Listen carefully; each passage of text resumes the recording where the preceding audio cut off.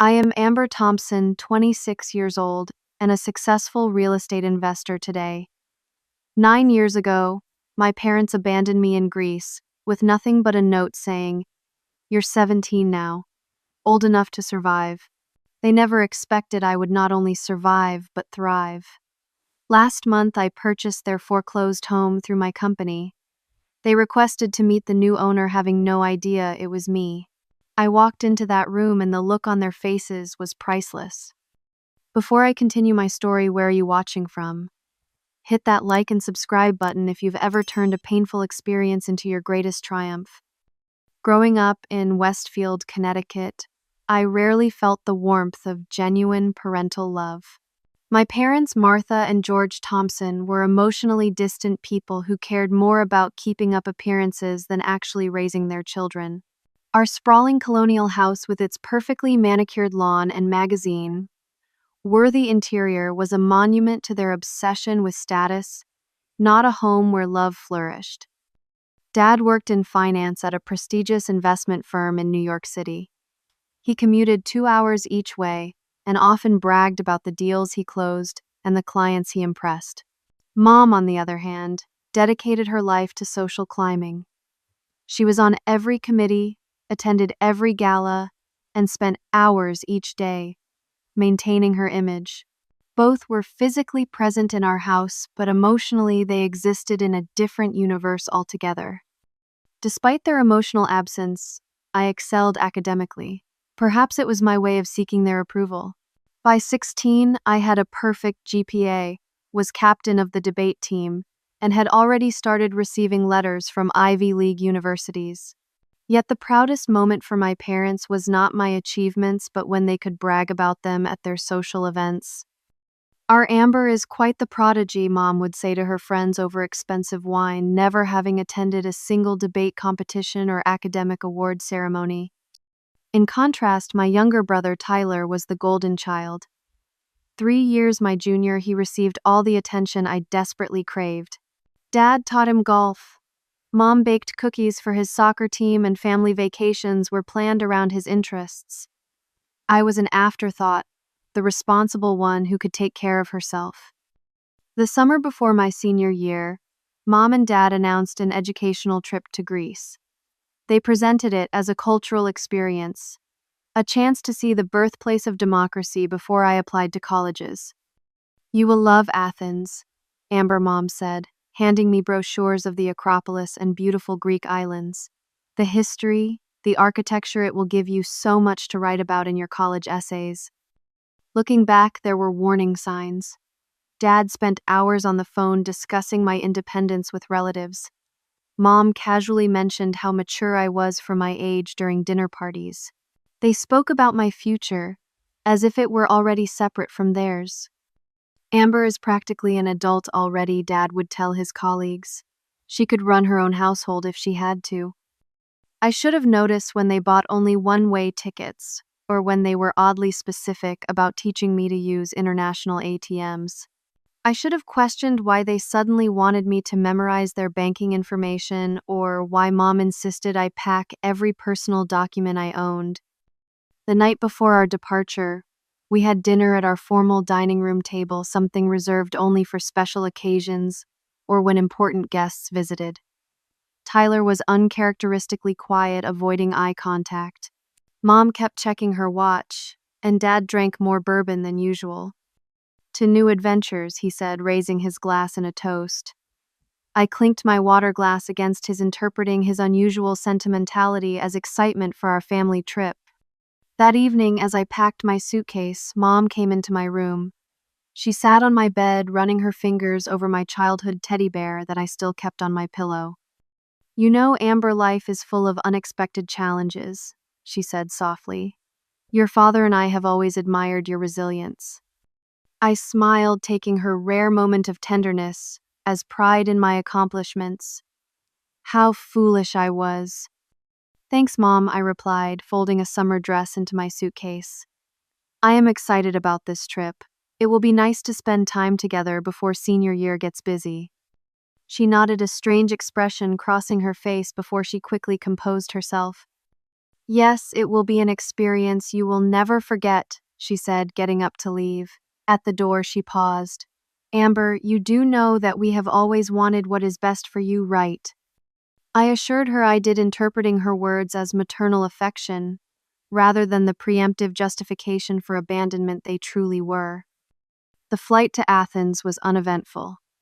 Mom took a sleeping pill and dozed most of the journey. Dad worked on his laptop, occasionally pointing out something interesting in the airline magazine. Tyler had stayed home with our grandparents, supposedly to attend a summer baseball camp. In reality, they were keeping him away from witnessing what they had planned for me. As our plane descended into Athens International Airport, Dad put his hand on my shoulder.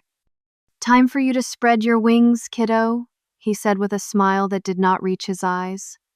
I thought he was talking about navigating the foreign airport or practicing my limited Greek phrases. I had no idea he meant permanently. Our first days in Athens followed a typical tourist itinerary. We visited the Acropolis, wandered through the Plaka district, and ate at restaurants with views of ancient ruins. Dad seemed distracted, constantly checking his phone, while Mom took an unusual number of photos of me for the family album. "Stand there, Amber, with the Parthenon behind you," she directed. "These will be wonderful memories." By the third day, they started making excuses to leave me on my own. "Why do not you explore the archaeological museum today?" Dad suggested over breakfast. "Your mother and I have some shopping to do. You would be bored with us." I did not think much of it. I was 17, and the idea of independence in a foreign city was exciting. They gave me some euros and a map telling me to meet them back at the hotel for dinner. That evening, they seemed oddly emotional during our meal at a rooftop restaurant overlooking the city. Mom actually hugged me before bed, something she rarely did. "Sleep well, Amber," she said. "Tomorrow is a big day." It certainly was, but not in the way I imagined. The next morning, I woke up late, surprised that my parents had not knocked on my door. When I entered their adjoining room, I found it empty. Their beds were made, and all their belongings were gone. On the desk was an envelope with my name written in Dad's precise handwriting. My hands trembled as I opened it. Inside was a short note and a bank card. "Amber, you're 17 now. Old enough to survive. Figure it out. We have paid for the hotel room for 3 more days and deposited $2,000 in the attached bank account. This should be enough until you turn 18 and can access your trust fund. Do not try to contact us or come home. This is for your own good. You always wanted independence. Now you have it." It was signed by both of them. I sat on their bed, reading the note over and over, certain it was some kind of sick joke. I called their cell phones. Both went straight to voicemail. I called our home in Connecticut. No answer. I even tried calling Tyler's phone, but he did not pick up either. Panic rising, I went down to the hotel reception. "My parents," I said to the clerk, my voice shaking. "Have you seen them this morning?" "Yes, Miss Thompson," she replied with a smile. "They checked out very early. They said you would be staying on alone. Is everything all right?" I somehow managed to nod and walk away before breaking down in the elevator. Alone. They had left me alone in a foreign country where I barely spoke the language, with limited funds and no return ticket. The next hours passed in a blur. I contacted the American embassy in Athens, certain that, once I explained my situation, they would help me get home. The embassy official, a woman named Janet, listened sympathetically to my story. "I am very sorry, Amber," she said after making several phone calls. "I have spoken with your parents. They claim this was a planned arrangement. Since you are 17 and will be 18 in 3 months, and they have provided some financial support, there is legally very little we can do." "They planned this?" I asked, the betrayal cutting even deeper. Janet nodded grimly. "According to our conversation, they have been planning this for at least 6 months. They claim it is an educational experience to teach you self-reliance." She gave me information about youth hostels, affordable accommodations, and resources for Americans abroad. Before I left, she squeezed my hand. "This happens more than you would think," she said softly. "Parents who cannot handle the responsibility anymore, who find unorthodox ways to cut ties. I am truly sorry." I returned to the hotel room that suddenly felt cavernous in its emptiness. 6 months. They had been planning to abandon me for at least 6 months.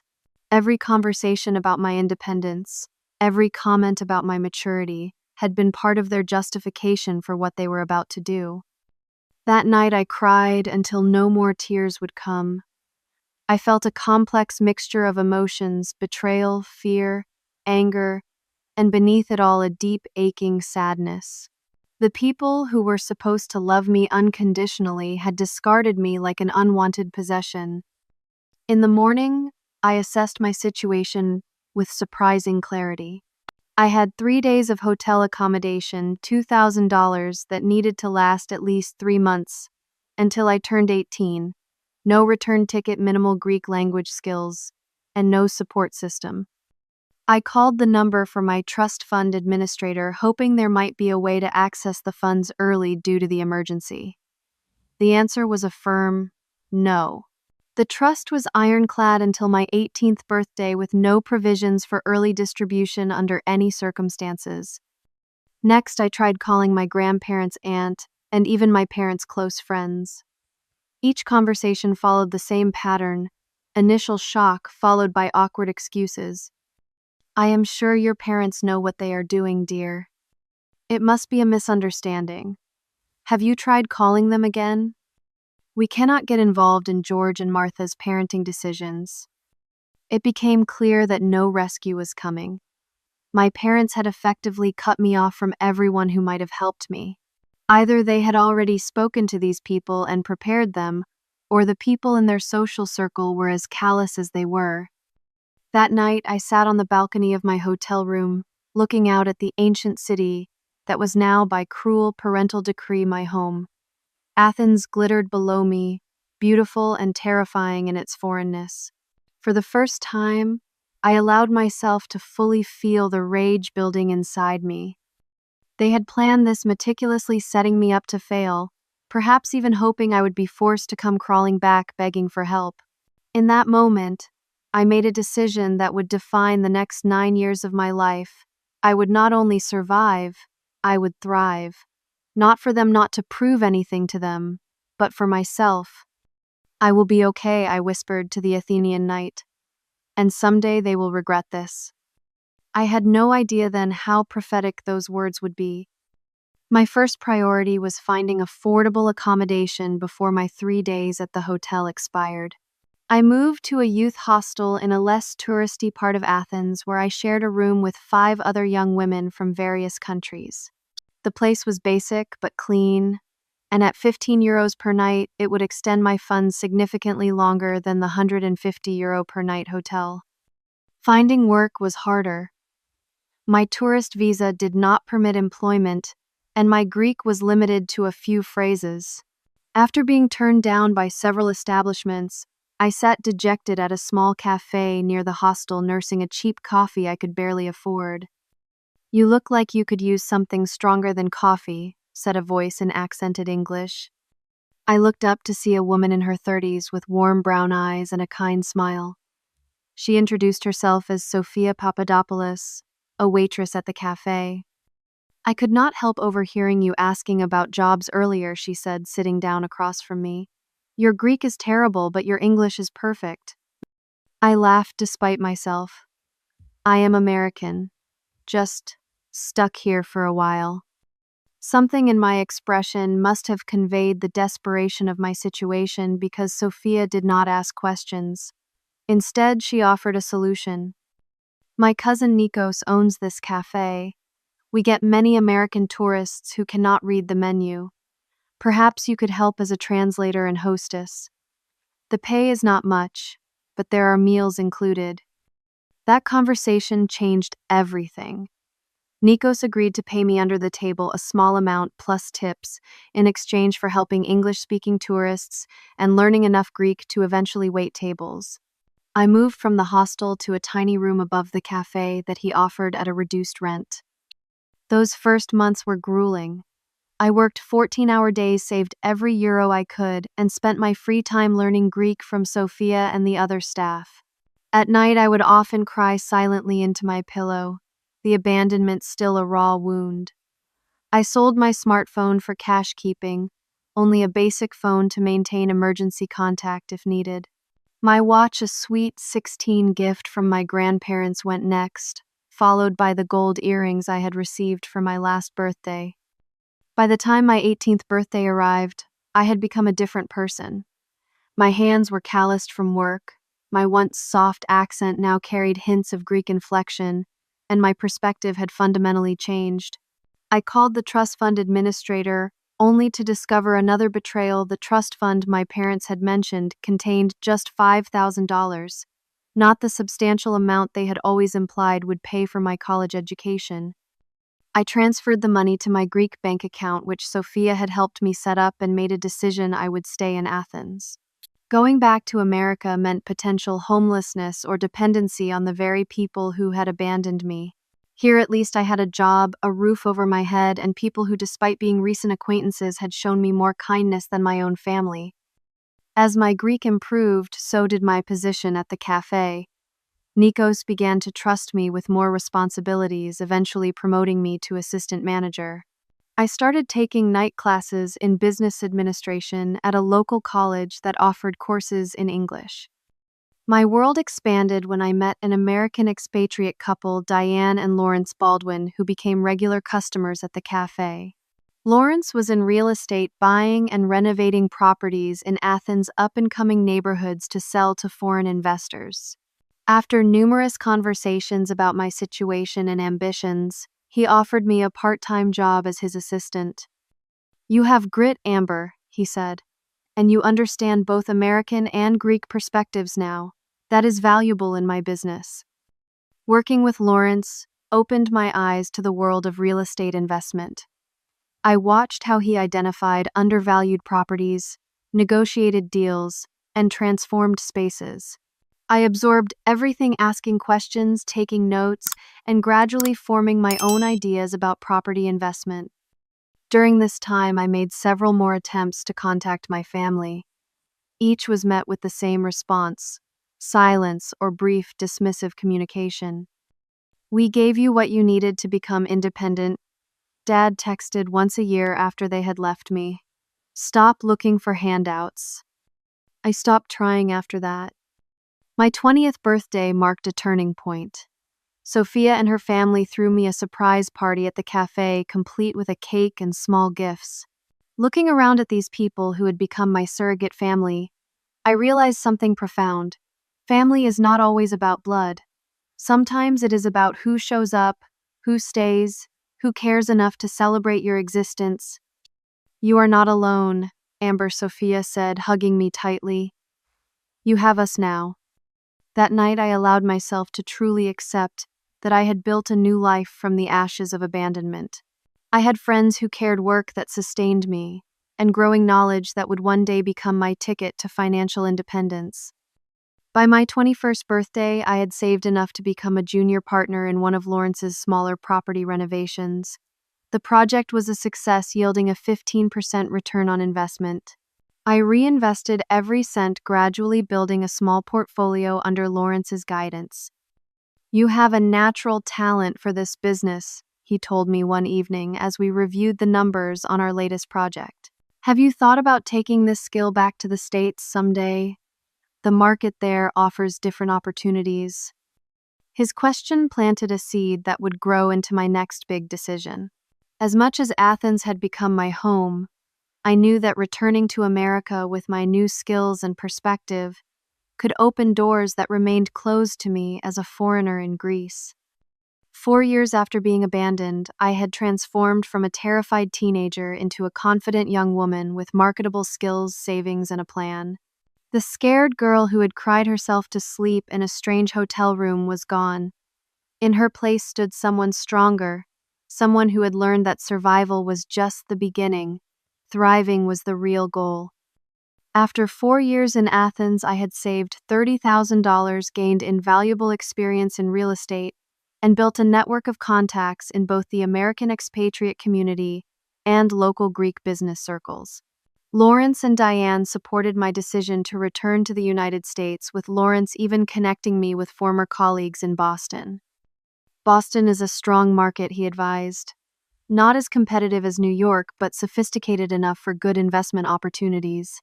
Plus, it is far enough from Connecticut that you will not have to worry about running into your parents. The day before my departure, Sophia and the cafe staff threw me a farewell party. Nikos, who had become something of a father figure to me, pulled me aside. "When you arrived, you were a lost girl," he said in his heavily accented English. "Now you leave as a strong woman. Athens will always be your second home." I landed in Boston on a crisp September day, 5 years after being abandoned in Greece. America felt both familiar and foreign. The language was easy, but the pace, the cultural nuances I had once taken for granted now required adjustment. I had changed, become more European in some ways, more global in my outlook. I rented a small studio apartment in Somerville and began working as an assistant to Harriet Winters, a friend of Lawrence's who specialized in property development. The Boston real estate market was indeed different from Athens, more regulated and exponentially more expensive, but the fundamentals remained the same. Identify value, understand neighborhood trends, and recognize potential where others see problems. My first 6 months were challenging. I worked long hours, took real estate courses to get my license, and stretched my savings as far as possible.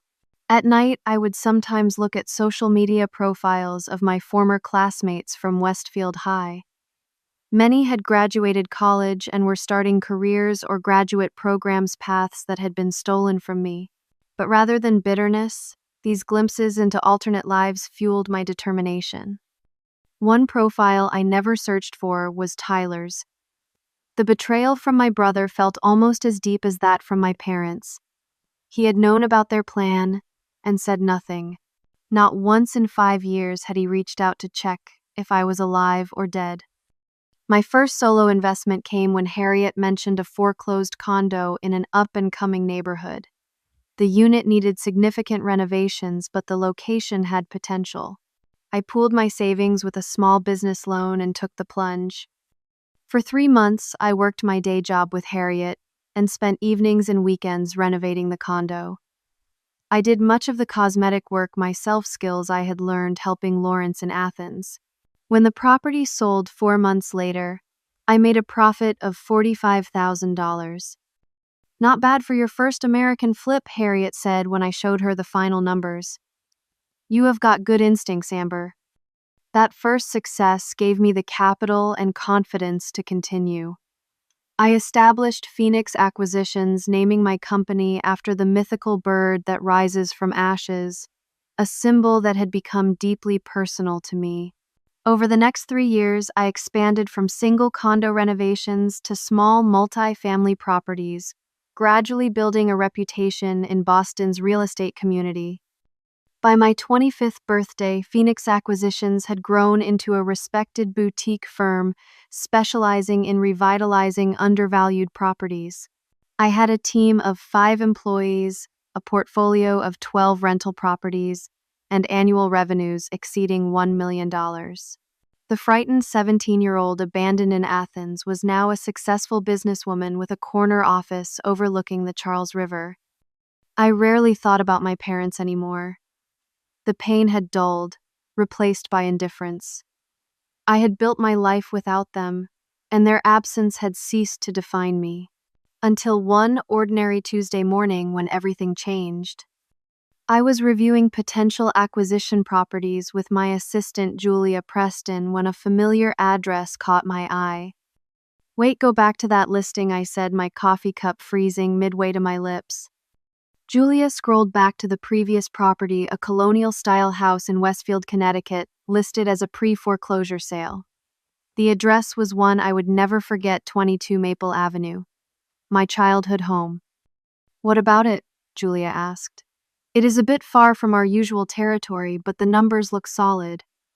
Bank is foreclosing next month if the owners cannot come up with the back payments. My mind raced. The listing included exterior photos that showed the house needed maintenance, the once pristine lawn now overgrown. What had happened? My father had been a successful investment banker, my mother, a fanatical maintainer of appearances. How had they fallen so far? I need more information on this property, I said, keeping my voice steady. Full financial history owner details everything. Julia looked curious, but didn't question me. One of the benefits of being the boss. That evening, I sat alone in my apartment with a glass of wine and a folder containing everything my team had been able to discover about my former home. The story it told was one of financial decline and poor decisions. George Thompson had lost his position at the investment firm 7 years ago following complaints about ethical breaches. He had struggled to find equivalent work and eventually started his own financial consulting business that never quite succeeded. Martha had been forced to take a job as an office manager, a position far below the social status she had once prized. Most interestingly, Tyler had graduated from college and moved to California, rarely returning to Connecticut. According to social media, he had effectively distanced himself from our parents, just as they had distanced themselves from me. The house had been refinanced multiple times with the latest mortgage now 4 months in arrears. The bank was proceeding with foreclosure, with an auction date set for the following month. I closed the folder and walked to my window, looking out at the Boston skyline glittering in the night. A strange sense of poetic justice washed over me. The parents who had abandoned me to teach me independence were now losing the very symbol of the life they had chosen over caring for their daughter. The question was, what would I do with this information? I could simply ignore it, continue building my life without looking back. Or I could seize this unexpected opportunity to confront the past on my own terms. By morning, I had made my decision. Phoenix Acquisitions would make an offer on 22 Maple Avenue, not as Amber Thompson, but as an anonymous corporate entity. I would buy my childhood home, and in doing so, complete a circle that had begun 9 years earlier on a sunny morning in Athens. The process of purchasing 22 Maple Avenue proceeded with clinical precision. I established a separate LLC under Phoenix Acquisitions to maintain anonymity and had my company's attorney handle all communications. My offer was straightforward, full payment of the outstanding mortgage balance plus 10%, with a condition that the current owners could remain in the property for 30 days after closing to arrange new accommodations. From the bank's perspective, this was an ideal solution that avoided the costs and uncertainties of a foreclosure auction. From my perspective, it was both a sound business investment and something more personal, something I wasn't quite ready to name. 2 weeks after submitting the offer, my attorney called with news. "The bank has accepted," she said. "But there's an unusual request from the current owners. They want to meet the buyer before vacating. Apparently, they have emotional attachment to the house and want to know it's going to someone who will appreciate its history." I almost laughed at the irony. Emotional attachment. The same people who had abandoned their daughter in a foreign country were now concerned about who would live in their house. "Tell them the buyer prefers to remain anonymous," I replied. "But I'll consider a meeting after closing." The next 3 weeks were a blur of paperwork, financial transfers, and preparations. I took a leave of absence from my Boston office, telling my team I needed personal time for a special project. Only Julia knew I was traveling to Connecticut, and even she didn't know the full story. As the closing date approached, I found myself experiencing a strange mix of emotions. There was satisfaction, certainly, at the symmetry of the situation. But there was also a resurgence of pain I thought I had long since processed. Purchasing the house meant confronting not just my parents, but also the lost childhood and alternate life that had been taken from me. The day before closing, I drove from Boston to Westfield. I checked into a hotel on the outskirts of town, not ready yet to see the house or risk running into anyone who might recognize me. That night, I barely slept, my mind replaying memories of the family that had once lived in that colonial on Maple Avenue. Morning brought closing day. I met my attorney at her office, signed the final documents, and officially became the owner of my childhood home. The keys felt heavy in my hand, weighted with more than metal. The previous owners still want that meeting, my attorney reminded me. I've scheduled it for tomorrow at 10 if that works for you. I nodded, not trusting myself to speak. That afternoon I drove past the house, not stopping, just a slow cruise by the property that was now legally mine. It looked smaller than I remembered, shabbier, the white paint peeling in places, the garden beds overgrown. Like my parents, it had not aged well. Back at my hotel, I prepared for the confrontation to come. I selected my outfit carefully, a tailored charcoal suit that projected success and authority, subtle makeup that highlighted my features while maintaining a professional appearance, and the small pendant Sophia had given me before I left.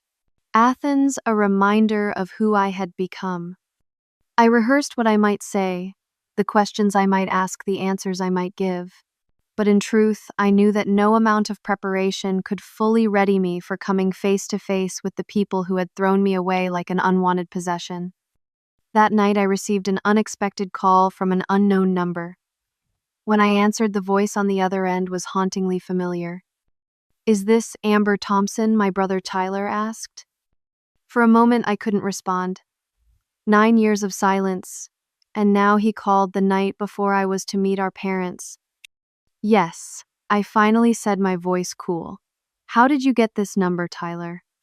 "It wasn't easy," he admitted. "I've been looking for you for years, Amber. Ever since I found out what they did." "Found out," I repeated, anger flaring. "You were there. You knew they weren't coming back for me." "No," he said, his voice breaking. "I didn't. They told me you had decided to stay in Greece for a study abroad program. I only learned the truth when I found the draft of their letter to you 2 years later while I was home from college." His words hit me like a physical blow. Tyler hadn't known. They had lied to him just as they had betrayed me. "I tried to find you," he continued, "but they had erased everything. No contact information, nothing. By the time I pieced together that you were in Athens, the cafe where you had worked said you had returned to America." "Why are you calling now?" I asked, still processing this revelation. "Because I'm in Westfield," he replied. "Mom called in hysterics about losing the house. When I flew in and started asking questions, I discovered that the buyer was a company called Phoenix Acquisitions. It took some digging, but I eventually connected it to you." The silence between us stretched, 9 years of separation distilled into soundless seconds. "Are you here to confront them?" he finally asked. "Because if you are, I want to be there too. We both deserve answers." By the time we ended the call, we had agreed that Tyler would meet me at my hotel in the morning. Together, we would face the parents who had damaged us both, though in very different ways. Sleep eluded me that night. My carefully constructed plan had already changed with Tyler's unexpected alliance. How much more would shift when I finally stood before George and Martha Thompson? The morning dawned clear and cold, a perfect New England autumn day. Tyler arrived at my hotel lobby exactly at 8:30, just as we had arranged. The years had changed him from the 14-year-old boy I remembered into a tall, lean man with our father's jawline but softer eyes. Our reunion was awkward, 9 years of absence creating a chasm neither of us quite knew how to bridge. We sat in the hotel restaurant sipping coffee and tentatively reconnecting. "You look good, Amber," he said. "Successful." "I am," I replied simply. "What about you? Social media suggests you're as far from mom and dad as possible." Tyler nodded, his expression darkening.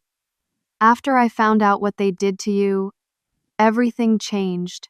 I couldn't look at them the same way. The perfect family facade crumbled. I finished high school, went to college as far away as I could get, and barely maintained contact after that. Yet you came when Mom called about the house," I observed.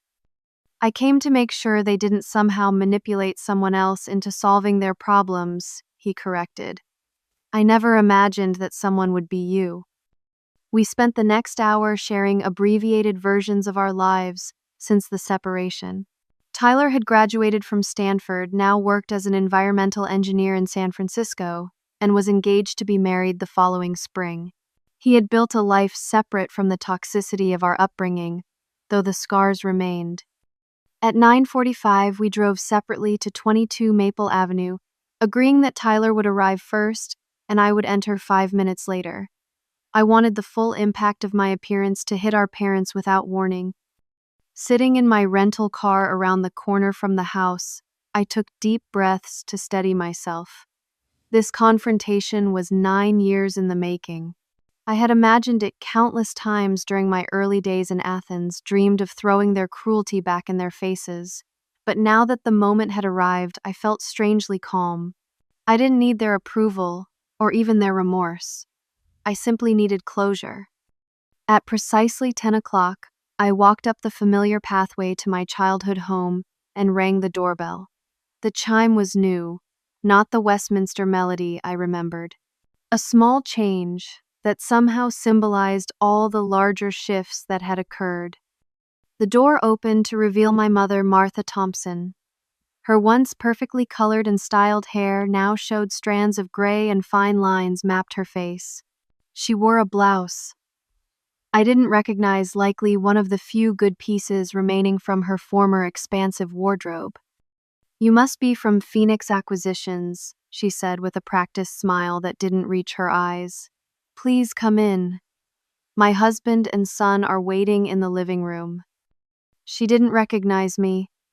Somehow, despite only 9 years passing, despite me being her daughter, she looked at my face and saw a stranger. It was both shocking and perfectly fitting. I followed her into the formal living room, the space where we had entertained guests but rarely relaxed as a family. Tyler sat perched on the edge of an armchair, his expression carefully neutral. My father stood by the fireplace, one hand resting on the mantel in a pose that seemed calculated to project confidence despite his circumstances. "George Thompson," he said, extending his hand. "Thank you for agreeing to meet with us. We wanted to express our appreciation for the 30-day arrangement. Finding new housing has been challenging." I took his hand and shook it firmly, looking directly into the eyes that had once refused to meet mine as he planned my abandonment. "I understand attachment to property," I said evenly, "though I believe some things are more worthy of attachment than others." Something in my voice must have triggered recognition. His brow furrowed and he tilted his head slightly, studying my face more carefully. "Do we know each other?" he asked. "You should," I replied, removing my suit jacket and draping it over the back of the sofa. "You raised me for 17 years in this house before deciding I was, quote, old enough to survive on my own in Athens, Greece." The color drained from his face. Beside him, my mother gasped, her hand flying to her mouth. "Amber," she whispered. "Hello, Martha, George." I deliberately used their first names, denying them the parental titles they had forfeited. Surprise. My father recovered first, his shock transforming into defensive anger. "What is this? Some kind of ambush?" "Tyler, did you know about this?" Tyler stood, moving to stand beside me. "I found out yesterday. But this isn't about me. This is about what you and Mom did 9 years ago, and apparently never had the courage to tell me about until I found that draft letter." "We did what was necessary," my father said stiffly. "Amber was always headstrong, difficult. We provided her with funds, a trust account." $5,000, I corrected. "Not exactly a king's ransom for abandoning your child in a foreign country." "We gave you independence," my mother interjected, finding her voice. "Look at you now. Obviously it worked out well." Her words struck me as so profoundly delusional that I actually laughed. "Is that how you've justified it to yourselves all these years? That abandoning me was some kind of tough love strategy for success? You always wanted to do things your way," she continued, her tone taking on the martyred quality. I remembered so well. Nothing we did was ever good enough. We simply gave you what you wanted: freedom from our rules. I wanted parents who loved me, I said quietly. Instead, I got two people so focused on appearances and convenience that they were willing to discard their own child rather than actually parent her. My father's jaw tightened. You have no idea the sacrifices we made for you, the opportunities we provided. And now, what you've come to gloat because we've hit a rough patch, to throw our current misfortune in our faces. No, I said, maintaining my composure. I came because 9 years ago you made a choice that forever changed the course of my life. Today I've made a choice that will change yours. Poetic, don't you think? If you're here to evict us immediately, that wasn't the agreement, he said, his voice taking on the authoritative tone he had used throughout my childhood when laying down rules. The agreement stands, I replied. You have 30 days. But I thought you should know exactly who purchased your house. The daughter you abandoned has come home, though this time on her terms, not yours. My mother had sunk onto the sofa, her perfectly manicured hands twisting in her lap. How did you even know about the foreclosure? Have you been monitoring us all these years? Pure coincidence, I said. Phoenix Acquisitions regularly reviews pre-foreclosure listings. Your address appeared, and I recognized it immediately. Phoenix Acquisitions is yours, my father asked, his tone suggesting disbelief that I could have built something successful. I founded it 5 years ago. After returning from Greece, I confirmed. Currently, we manage properties valued at over $30 million across 3 states. The silence that followed was heavy with unspoken realizations. They had discarded me, expecting me to fail, perhaps even to come crawling back. Instead, I had built a life and success that now positioned me as their landlord. What happens after 30 days? My mother finally asked, her voice small. That, I said, picking up my jacket, will depend on our conversation tomorrow. I've booked a private room at the Westfield Inn for noon.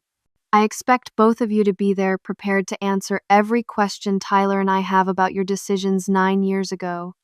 Your future living arrangements will be determined based on that conversation. As I turned to leave, my father called after me. You can't just waltz back into our lives and dictate terms, Amber. We're still your parents. I paused at the doorway and looked back at him. No, George. You forfeited that title in a hotel room in Athens with a note and a bank card. What you are now is former owners of a property I've purchased. How much more you become is entirely up to you. Outside, the crisp autumn air filled my lungs as I walked to my car. 9 years of imagined confrontations had culminated in this moment. I had faced my abandoners, not as a victim, but as a victor. The power dynamic had shifted completely, and for the first time since reading that devastating note in Athens, I felt truly free. The meeting at the Westfield Inn the following day was both brutal and cathartic. For 4 hours, Tyler and I asked the questions that had haunted us for years, demanding honest answers from the people who had shaped and then shattered our childhoods. Why Greece? I asked. Why not just kick me out locally if you wanted me gone so badly? My father shifted uncomfortably. We knew if you were nearby, family and friends would ask questions. Distance created a clean break. Clean for whom, Tyler challenged. Not for Amber, certainly. And not for me, since you lied about what had happened. Gradually, the full picture emerged. Their decision had been driven by a toxic mix of financial pressure, marital problems, and fundamental selfishness. My father had made risky investments that failed, creating strain on their perfect lifestyle. Rather than downsizing or adapting, they decided to reduce their financial burden by eliminating one dependent. We always saw you as the strong one, Amber, my mother offered, as if this justified their actions. Tyler was younger, more vulnerable. I was 17, I reminded her. A minor, your child. What became clear through their halting explanations and justifications was that they had never truly seen me as a person with needs and feelings. I had been an accessory to their ideal family image, and when maintaining that image became too difficult, I was the expendable piece. By early afternoon, we had extracted as much truth as they were capable of providing. Tyler was visibly shaken, his idealized memories of our family permanently altered by the revelations. "I need to know what happens now," my father finally said. "With the house." I had given this considerable thought since purchasing the property. My initial impulse had been punitive: evict them, sell the house, complete the circle of abandonment. But sitting across from them, seeing the genuine fear in their eyes, I realized that such an action would make me more like them, not less. "Here's what I'm proposing," I said, sliding a document across the table. "Phoenix Acquisitions will convert the property into a rental. You can remain as tenants under a 2-year lease with rent set at market rate minus 20%. They exchanged glances, clearly surprised by the offer. "However," I continued, "there are conditions. First, you will both participate in family therapy sessions with Dr. Elaine Bennett in Hartford. I've already arranged this, and the costs will be covered by me." "Therapy," my father scoffed. "That's hardly necessary." "It's non-negotiable," I stated firmly. "Second, you will both write comprehensive letters of apology to me and to Tyler, acknowledging specifically what you did and the harm it caused. These letters should demonstrate genuine reflection, not excuses." My mother nodded slowly. "And the third condition? You will establish a college fund for underprivileged students who have been abandoned or estranged from their families. I've set up the framework through my foundation. You'll contribute 15% of your income to this fund for the duration of the lease." My father's face reddened. 15%. That's excessive. We're already struggling financially. "Consider it 9 years of back child support," I replied calmly. "These are my terms. You're free to reject them and find other housing within the 30-day period originally agreed upon." After some tense discussion between themselves, they accepted. Not out of remorse, I suspected, but out of practical necessity. The housing market in Westfield was expensive, and their credit was damaged by the foreclosure. My offer, despite its conditions, was their best option. As we prepared to leave, my mother reached out tentatively to touch my arm. "Will you ever forgive us, Amber?" I considered her question carefully.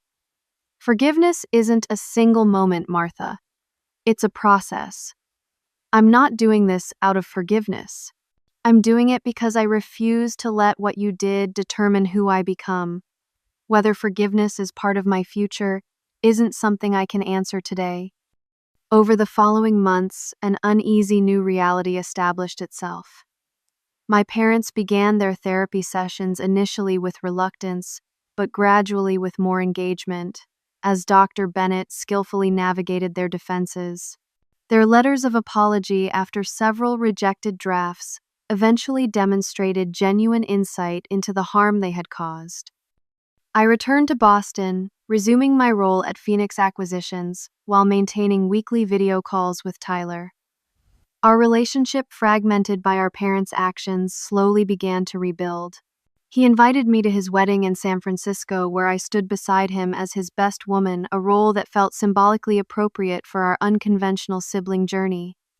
6 months after the confrontation, I established the Phoenix Scholarship Foundation, using my own funds plus my parents' contributions to support young people who had experienced family abandonment or estrangement. The foundation became my way of transforming personal trauma into purpose, creating opportunities for others facing situations similar to what I had endured. My relationship with my parents remained complicated. There were no tearful reconciliations or instant healing of deep wounds. Instead, there was a gradual, cautious rebuilding of communication. Not as the parent-child relationship that had been irreparably broken, but as adults acknowledging a painful shared history while tentatively exploring whether any form of connection remained possible. "You've built an extraordinary life," Amber, my father said during a brief visit to Boston for a foundation event. "I wish I could take credit for it, but we both know I can't." "No," I agreed. "But you can take responsibility for your actions. That's why you're here today supporting this foundation. It doesn't erase the past, but it acknowledges it." The most profound healing, however, came not from any interaction with my parents, but from the family I chose to create around me. Sophia and Nikos flew from Athens for Thanksgiving, bringing with them the warmth and unconditional support that had sustained me during my darkest days. Lawrence and Harriet became mentors and friends who celebrated my successes without agenda. Tyler and his wife Jennifer welcomed me into their home and hearts, creating space for the sibling relationship we had been denied. 9 years after being abandoned with nothing but a note and a bank card, I had come full circle. The house on Maple Avenue was now an asset in my growing real estate portfolio. The parents who had discarded me now lived on my terms. The scared 17-year-old had become a confident, successful 26-year-old who defined family by love and loyalty, not by blood or obligation. Perhaps most importantly, I had learned that, while we cannot control what happens to us, we can control how we respond. The abandonment that was meant to break me instead became the forge that strengthened me. The parents who thought I merely needed to survive underestimated my capacity to thrive. If there is one thing I would tell anyone facing their own version of abandonment or betrayal, it is this: your worth is not determined by those who failed to see it. The greatest revenge against those who hurt you is not punishment, but creating a life so full and rich that their absence becomes irrelevant to your story. What about you? Have you ever had to rebuild your life after betrayal or abandonment? Share your story in the comments below. Remember that your experiences, however painful, have shaped but do not define you. If my journey resonated with you, please hit the like button, subscribe to hear more stories of resilience, and share this video with someone who might need to know they are not alone in their struggle. Thank you for listening to my story, and remember, sometimes the most beautiful phoenixes rise from the most devastating fires.